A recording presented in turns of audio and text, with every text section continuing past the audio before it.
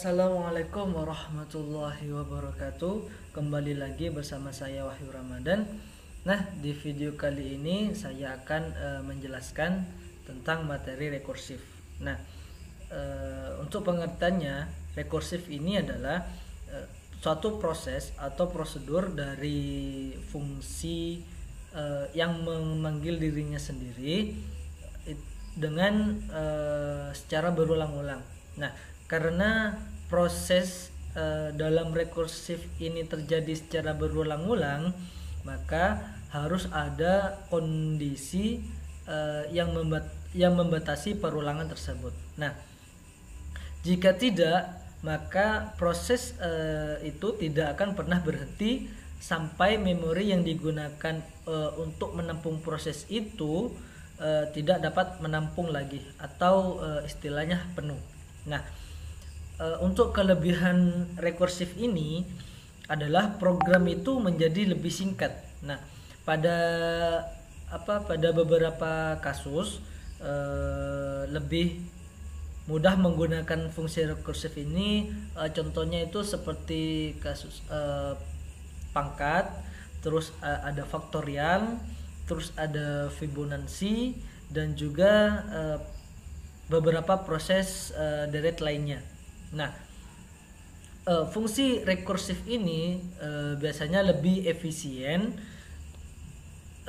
dan cepat dibandingkan proses secara iteratif. Nah, kekurangan fungsi rekursif ini adalah dia memakai memori yang cukup besar, bukan cukup sih, tapi lebih besar. Nah, karena setiap bagian dari dirinya dipanggil akan membutuhkan sejumlah ruang memori untuk penyimpanan. Nah, rekursif ini biasanya seringkali tidak bisa berhenti sehingga memori akan terpakai habis dan program itu bisa hang. Nah, di materi rekursif ini ada beberapa percobaan-percobaan atau implementasi dari rekursif. Nah, dan yang pertama langsung saja kita buka. Yang pertama itu ada nilai faktorial. Ini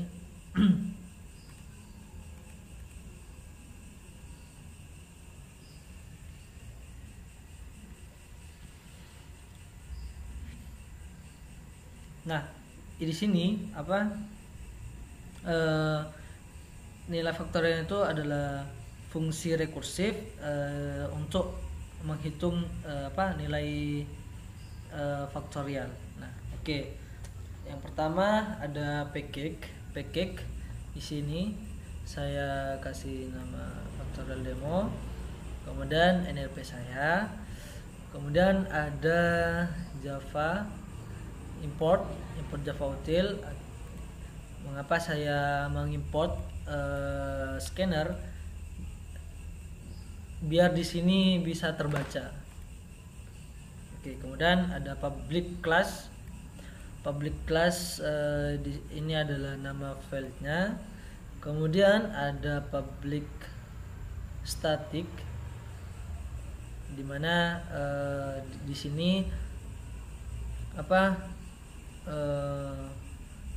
ada variabel faktorial dengan tipe data integer. Kemudian di dalamnya itu ada variabel x bertipe integer. Nah, di sini jika x-nya ini sama dengan 1, maka dia akan mengembalikan nilai x-nya. Oke. Kemudian maka nilai x-nya ini kali faktorial. Di sini x-nya ini kali faktorial x min 1. Kemudian di sini scanner input, dia akan memasukkan nilai n-nya. Kemudian in n ini fungsinya untuk memasukkan nilai n-nya atau menginput data elemennya. Di sini n-nya ini. Kemudian dia akan menampilkan hasil hasilnya sama dengan faktorial n. Oke, coba kita run.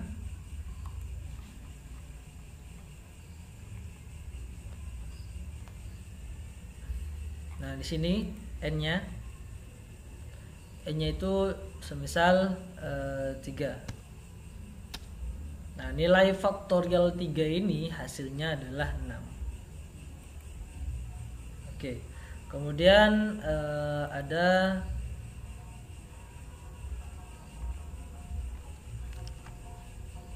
ini ada nilai Fibonacci.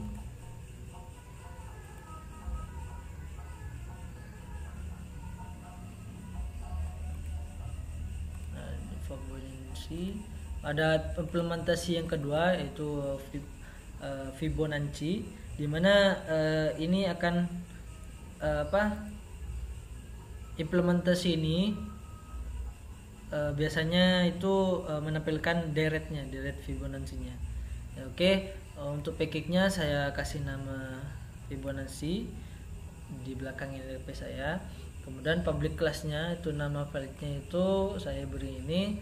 Kemudian ada public static in Fibon, di mana variabel Fibon ini bertipe integer. Terus di dalamnya ini ada X bertipe data integer. Nah, jika X-nya di sini kurang dari sama dengan 0, kemudian X-nya itu kurang dari sama dengan 1, maka dia akan mengembalikan nilai X-nya. Ya, oke. Kemudian return Fibon ini adalah rumus Fibon X min 2 plus Fibon X min 1. Dia akan mengurutkan dari bilangannya. Kemudian ada public, kemudian ada variable n bertipe data integer. Dia nilainya itu sama dengan 10. Mengapa 10? Dikarenakan dia akan menampilkan 10 angka. Ya, dia akan menampilkan 10 angka. Dan perulangannya ini adalah di sini. In i sama dengan 0. Kemudian i-nya itu kurang dari n. N-nya di mana? N-nya ini. Oke, kemudian i plus. Kemudian f Fibonacci-nya, urutannya. Kemudian plus i, dia pengurutan dari 1, 2, 3, 4, 5, 6, 7. Oke, kemudian ada Fibonnya, deret bilangannya. Oke, kemudian coba kita run. Nah, jadi hasilnya itu seperti ini. F-nya ini, kemudian I-nya itu pengurutannya, maksudnya perulangannya dari 0, 1, 2, 3, 4, 5, 6, 7, 9. Karena di sini 10, dia menggunakan i kurang dari n. Kalau misalkan kita urutkan dari 1, dia akan i sama kurang dari sama dengan n. Oke. Kemudian Fibonnya ini nilainya, deret bilangannya. Oke. Kemudian ada prima. Nah, di sini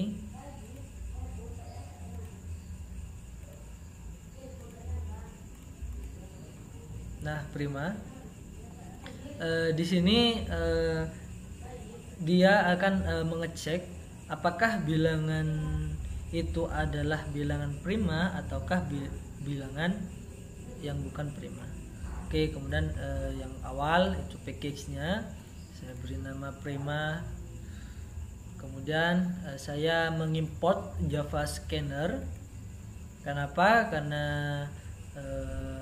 dia supaya bisa menjalankan ini scanner inputnya ini. Kemudian ada public class-nya, public class prima. Kemudian ada private static in, ambil nilai rekursif. Ini hanya variabelnya saja. Kalian bisa rubah variabel ini atau variabel ini Misal terserah kalian, ini hanya variabel, tidak terpengaruh, dan itu tipe datanya integer. Kemudian di dalamnya ini ada in number, variable number bertipe data integer, kemudian ada indeksnya, variable index bertipe data integer. Nah, di sini ada pernyataan di mana jika indeksnya ini sama dengan 1, maka dia akan mengembalikan nilai 1. Kemudian jika numbernya itu dibagi indeks sama dengan 0%, indeks sama dengan 0, maka dia akan mengembalikan nilai 1 plus dia akan menambahkan nilai ini, nilai rekursifnya, number min index, min index. Kemudian maka dia return 0 plus ambil nilainya, nilai rekursifnya, kemudian tutup number min index. Kemudian di sini ada public static boolean, di mana di sini mengecek bilangan prima. Kemudian in num, ini di dalam public static ini ada integer num. Kemudian jika numnya ini kurang lebih dari 1, maka dia akan mengembalikan nilai rekursifnya, kemudian numnya itu sama dengan 2, maka dia akan mengembalikan nilai false atau nilai salahnya. Kemudian dia ada public void, dia menyimpan datanya. Kemudian scanner untuk menginput bilangannya. Di sini dia akan untuk menginput bilangannya. Ya, di sini innum. Kenapa innum? Nah, mengapa innum? Karena tipe datanya itu integer. Ini next. Kalau misalkan tipe datanya itu string, maka string num. Oke, kemudian input next in. Nah, kenapa di sini next in? Kenapa tidak next line? Karena tipe datanya itu integer. Kalau misalkan string, dia akan menggunakan next line. Oke, di sini ada apa? Ada pernyataan. Cek jika cek bilangan polinom itu hasilnya bilangan prima, maka dia akan menampilkan bilangan prima. Kalau tidak, maka dia akan menampilkan bukan bilangan prima. Oke, kita coba run. Coba kita masukkan bilangannya berapa? Semisal kita masukkan bilangan prima, kita cek. Nah, dia adalah bilangan prima. Oke. Kemudian ada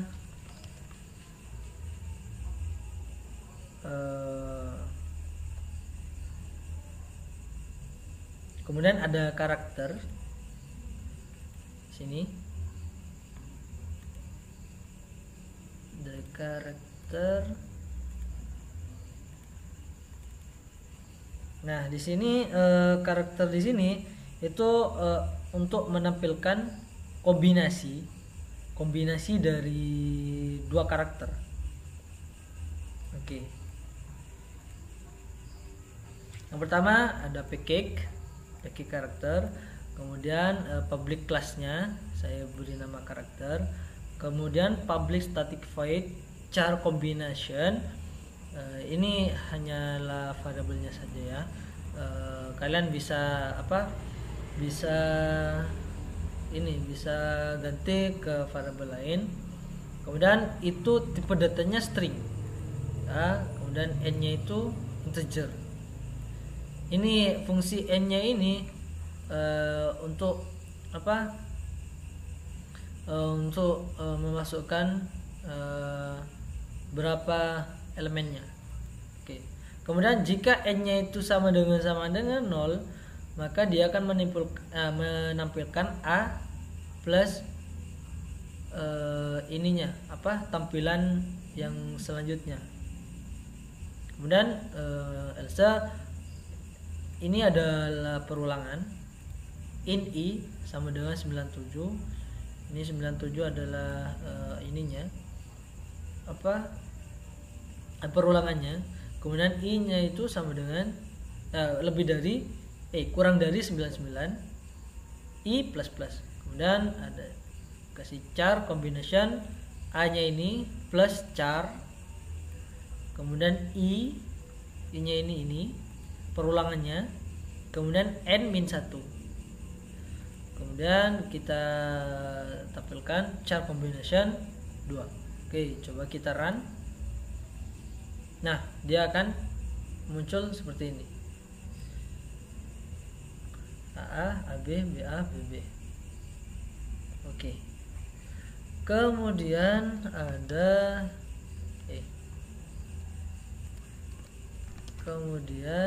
ada yang terakhir adalah nilai pangkat. Cek. Ada nilai pangkat. Nah, nilai pangkat itu di sini untuk menghitung nilai pangkatnya. Oke, kemudian saya jelaskan. Yang pertama adalah pick-nya. Saya kasih pangkat. Kemudian saya mengimport Java Scanner supaya bisa menjalankan ini, scannernya ini. Kemudian ada public class pangkat underscore 010 ini adalah NP saya. Kemudian ada public static integer pangkat rekursif. Kemudian di dalamnya ini ada variabel x, kemudian variabel y, dimana variabel x-nya ini adalah angkanya, kemudian in y-nya itu adalah pangkatnya. Oke, jika y-nya itu nilai pangkatnya itu sama dengan 0, maka dia akan mengembalikan nilai 1. Maka return x kali pangkat rekursifnya, kemudian x, y min 1. Oke, kita akan menampilkan di sini. Ini sistem dia akan menampilkan bilangan x-nya, kemudian pangkat y-nya. Kemudian scanner kita inputkan. Ini adalah tampilannya, dan ini ada fungsinya untuk menginputkan. Dan kemudian yang pertama bilangan x-nya ini in x, next in, karena di sini tipe datanya itu integer, maka menginputnya itu menggunakan next in. Kemudian dia akan menampilkan bilangannya, bilangan y, in y, input next y. Kemudian dia akan menampilkan x-nya itu nilainya, kemudian dipangkatkan y-nya, itu hasilnya itu ini. Hasilnya itu dari perkalian ini. Oke, coba kita run. Nah, coba kita masukkan bilangan x-nya itu berapa. Semisal kita masukkan 3, kemudian bilangan y-nya itu berapa, kita coba misalkan masukkan angka 5. Nah, 3 ini dipangkatkan 5 itu hasilnya sama dengan 243. Oke, untuk implementasinya itu sudah selesai. Di sini ada ada beberapa studi kasus di rekursif ini akan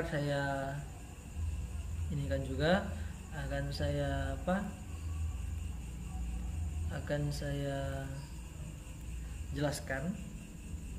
Oke. Untuk implementasinya itu sudah selesai. Ini hanya berapa? 1 2 3 4 5 implementasi. Nah, di sini ada studi kasusnya. Coba kita run. Nah, studi kasusnya ini.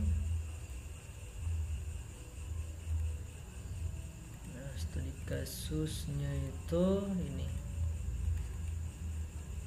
Kita coba lihat sini studi kasusnya. Nah, buat program secara rekursif, masukkan jumlah n karakter dan cetak dalam semua kombinasi. Ini sama halnya dengan karakter di sini, lancar kombinasi. Oke, coba kita buat package-nya itu nomor 2 karena soal saya sudah dipilih.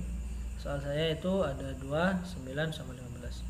Oke, kemudian saya ngimport scanner supaya bisa menjalankan ininya. Kemudian public class-nya, nama filenya. Kemudian ada public static void kombinasinya. Di dalamnya itu ada string x, kemudian in b, kemudian in c. Kemudian jika x-nya ini sama dengan 0, maka dia akan menampilkan x-nya itu ini, nilai setelahnya. Kemudian ada else, di sini adalah perulangannya. Perulangannya itu ada 20. Kemudian i-nya itu sama dengan kurang dari 20. Kemudian b-nya itu tambah b, tambah ininya. Kemudian i plus plus. Kemudian kombinasi x plus char i, b, c min 1. Oke, kemudian ada ininya public static void main. Ininya dia akan menampilkannya. Kemudian di sini untuk menampilkan jumlah karakternya itu berapa, jumlah karakter yang akan kita tampilkan. Kemudian scanner masuk, scannernya itu penginputannya. Kemudian inmixnya, ini untuk menginput nilainya, nilai elemennya berapa yang akan kita masukkan. Kemudian ini commit, kemudian dia akan menampilkan ini. Kemudian dia akan menampilkan ini. Coba kita run. Coba kita masukkan berapa jumlah karakter yang akan kita tampilkan. Misal 2, 3 aja. Nah, di sini entah kenapa ini ada kesalahan ya. Mungkin saya kurang teliti dengan ininya, dengan codingnya yang mungkin bisa di part 1 nya. Oke, coba selanjutnya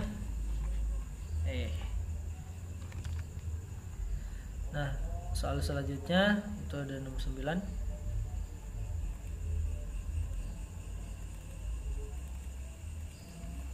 Nah, ini soal nomor 9 itu menjelaskan proses rekursif untuk program di bawah ini untuk mengambil misterinya. Nah, oke, kita kasih package-nya nomor 9. Ini 010 itu adalah NLP saya. Kemudian ada public class nomor, ini adalah nama filenya. Kemudian ada public static in mystery, dimana ini hanyalah variabelnya. Kalian bisa menggantinya ke lain. Kemudian integer A, kemudian integer B. Kemudian jika B nya itu sama dengan 0, maka dia akan mengembalikan nilai 0, nilai 0 nya. Jika B nya itu sisa hasil dari 2, sisa bagi 2 itu sama dengan 0, maka dia akan menampilkan nilai misterinya, yaitu A plus A sama dengan B dibagi 2. Kemudian return A plus A, B dikurangi 2 plus A. Ini adalah yang akan kita panggil. Kalau kita run mungkin bisa ya, itu cuma penjelasannya. Oke, kemudian ada yang terakhir, ada nomor nomor 15.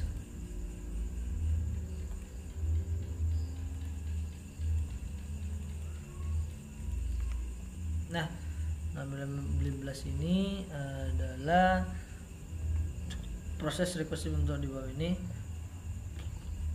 Untuk menjelaskannya, ini adalah proses ini ya, proses nilai faktorial. Ini adalah nilai faktorial di mana di sini ini sebenarnya sama dengan yang ini, yang nomor ini. Square-nya public static square integer n. Jika n-nya itu sama dengan 0, maka dia akan menampilkan nilai nolnya. Nah, ini adalah nilai faktorialnya. Ini adalah rumusnya. Kemudian public static in scope, dimana di dalamnya itu ada integer n. Nah, jika n-nya itu sama dengan 0, nilainya itu 0, maka dia akan mengembalikan nilai 0.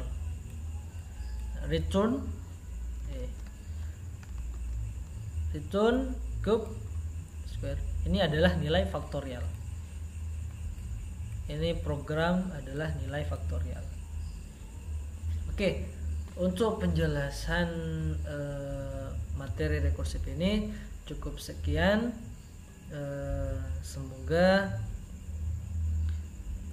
materi yang sudah saya jelaskan ini bisa bermanfaat bagi kalian semua. Saya mohon maaf jika penjelasan saya ini kurang memuaskan pada kalian semua. Saya mohon maaf yang sebesar-besarnya, karena manusia itu tidak luput dari kesalahan, dan juga manusia itu banyak sekali kekurangannya. Oke, cukup sekian. Jangan lupa kalian subscribe channel ini dan like, comment, and share ke teman-teman kalian. Oke, see you next time. Wabillahi taufiq wal hidayah. Assalamualaikum warahmatullahi wabarakatuh.